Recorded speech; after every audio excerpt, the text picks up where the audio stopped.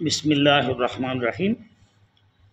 ఇస్లాం మాత్రమే ప్రకృతి ధర్మం అనే పుస్తకాన్ని శ్రీ రాజేంద్ర నారాయణన్ లాల్ వారణాసి వారు రచించారు. ఇందులో చిన్న విషయాన్ని మీ ముందు ఉంచడానికి ప్రయత్నం చేస్తారు. భారతదేశంలో ముస్లిం విజేతల వల్ల ప్రవేశించలేదు. ముస్లిం సంతులు, ఫకీర్లు, వలీలు వల్ల ప్రవేశించిందన్నది కాదనలేని సత్యం. ఈ పుణ్యపురుషులు ఇస్లామీయ ఆదర్శాలను ప్రచారంలోకి తెచ్చారు. అంటరానితనం, నిమ్నోన్నత భేదభావాలను వారు పాటించలేదు. వారు సమాజంలో బడుగు వర్గాలను పైకి లేపారు. వారిని హృదయాలకు హత్తుకున్నారు. మానవతను ప్రదర్శించారు. ఈ పుణ్యపురుషులు ఏ ప్రాంతానికి వెళ్ళినా అక్కడి దొంగలు, దోపిడీ ముఠాలు, బందిపోట్లు, వ్యభిచారులను సంస్కరించి సన్మార్గాన నడిచేలా చేశారు. ఇలా అనేక మంది ఇస్లాం స్వీకరించారు.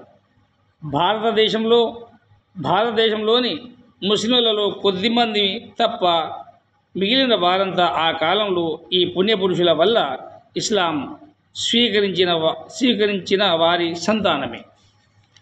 యావత్ అరేబియాపై ప్రవక్త ముహమ్మద్ సల్లల్లాహు అలైహి వసల్లం రాజ్యాధికారం స్థాపించబడిన తర్వాత ఆయన కావాలనుకుంటే తన కోసం ఒక రాజభవనాన్ని నిర్మించుకోవచ్చు. కావాలనుకుంటే మహారాజుగా భోగభాగ్యాల జీవితం గడపవచ్చు. కానీ అసాధారణమైన అద్భుతమైన విజయాలు సాధించిన తర్వాత కూడా ఆయన సాధారణ జీవితం కొద్దిగా కూడా మారలేదు.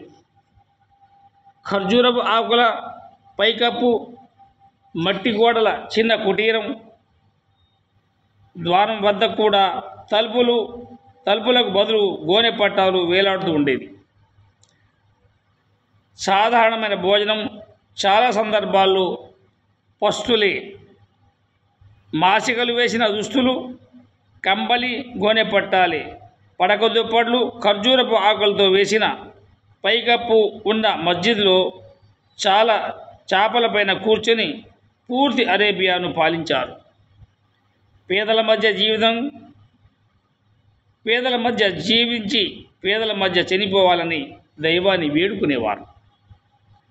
చరిత్రలో ఇలాంటి పాలకుడి ఉదాహరణ మరొకటి దొరకదు. అలా ఉండేవారు మహామనిషి, మహాప్రవక్త, కారుణ్యమూర్తి ముహమ్మద్ సల్లల్లాహు అలైహి వసల్లం. ఆయన జీవితం మానవులందరికీ మార్గదర్శనం. ఆయన మొదటి వివాహం 40 సంవత్సరముల వయసు నిండిన వితంతు స్త్రీ హజరత్ ఖదీజా రజియల్లాహు తాలాను పెళ్ళాడి ఆదర్శంగా నిలిచారు. ఆయనకు కేవలం 25 సంవత్సరాలు మాత్రమే. అయినప్పటికీ ఒక వితంతువును, తనకంటే 15 సంవత్సరాల పెద్దదైన వితంతువును ఆయన వివాహం ఆడారు. ఇంతకంటే ఆదర్శ జీవితం ఇంకేం కావాలి?